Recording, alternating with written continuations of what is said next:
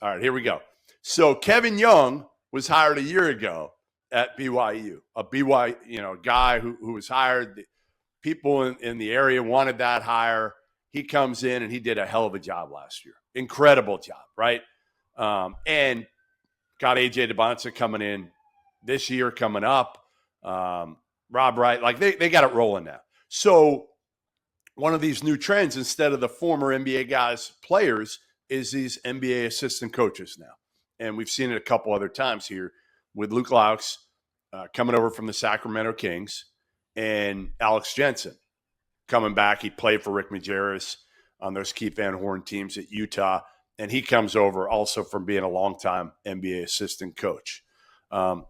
First, before I get your take on this trend, let's hear from Luke Loucks on why he thinks it's different than those former NBA guys who made a ton of money playing the game and came over and didn't work.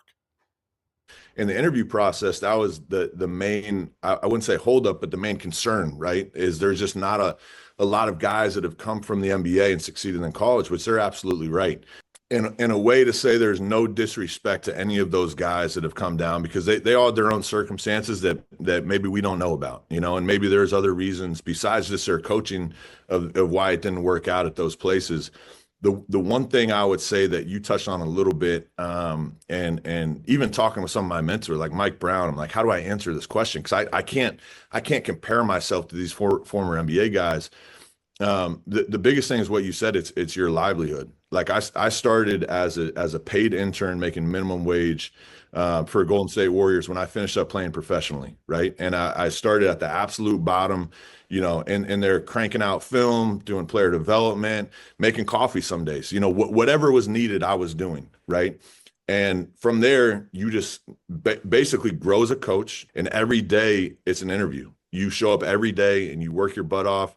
You prove to people that not only are you capable of coaching at a high level, but that you're here and you're going to work harder than anyone else, and you're going to be smart about it. And every one of those stops, I didn't look at it as a job promotion. I looked at it as an opportunity and almost an interview to prove myself at whatever that is, whatever the task is, that I'm going to do it at the absolute maximum, most efficient way possible, and learn along the way. Interesting because, again, and I get it. Yes, he's right. Like, they don't have a ton of money in their pocket coming over here. This is an unbelievable opportunity. Luke Loucks played at Florida State, went to 4 NCAA tournaments under Coach Hamilton, Leonard Hamilton, when he was there. I'm still not sure I'm all in on this trend, RC, just because Kevin Young had a hell of a season in year one. It's easy to have that type of success. Well, first of all, there really aren't a lot of bad coaches. It's about fit a lot of times for these guys. If you take some of these NBA guys, just to go back, and I'm not arguing against Coach Loucks. I mean, Loucks, I I understand what he's saying. He grinds, and I understand the model now with the NIL. You're with college basketball with the NIL. There's everybody's mimicking it, so I get it. This is a trend. You are NBA guys; they're used to doing it, but you don't have at Florida State the money and the resources that being invested in that you had at BYU.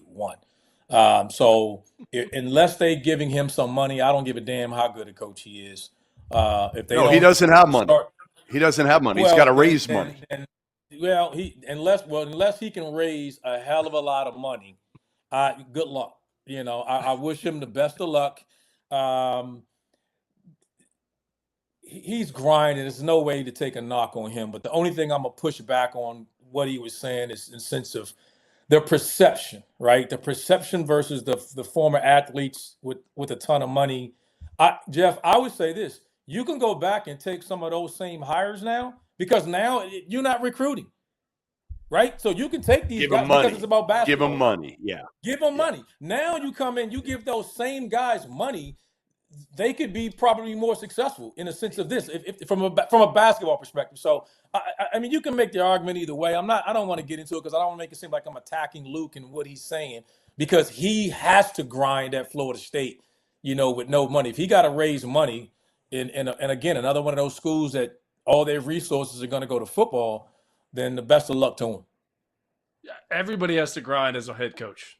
So Yes. that's my only question. Everybody's But they grinding. don't. But And you say that. everybody is hold on. grinding and You raising say money. that they don't grind. They don't. Who? The ones that win do. The ones that win do. Some of them get them. Okay, and they're that's not, they're just fair. not. That's but, fair. But even still, Chris Jeff, Mullen I'll say grinded? this, You're it not depends. grinding. Chris You're Mullen not, worked? Well, I mean, No. no, he didn't. The guy lost his job. If you don't grind, you're not going to keep your job. But at the end of the day, grinding nowadays is not about working the phones. It's not about, all the X's and O's. It's more about, hey, man, I got to go call this donor, this booster, and make sure that the money's in the collective to be able to go put a roster together and then hope that I have some stuff. Like, coaching is like an afterthought. Like, the talent matters. And that's the thing with Jay Lucas right now. I think the guy understands that. Like, that's what matters. Like, I don't care, how much, you think the X's and O's and you're the greatest coach and you could draw up an underneath out of bounds play and you could do all this and you've worked for great coaches. That's a piece of it, but it's a small piece of it. It's a small piece of it. Who's on your team? Who's shooting those shots? That's the difference with BYU. Like, BYU was able to go out there and get the best player in the country to come to BYU.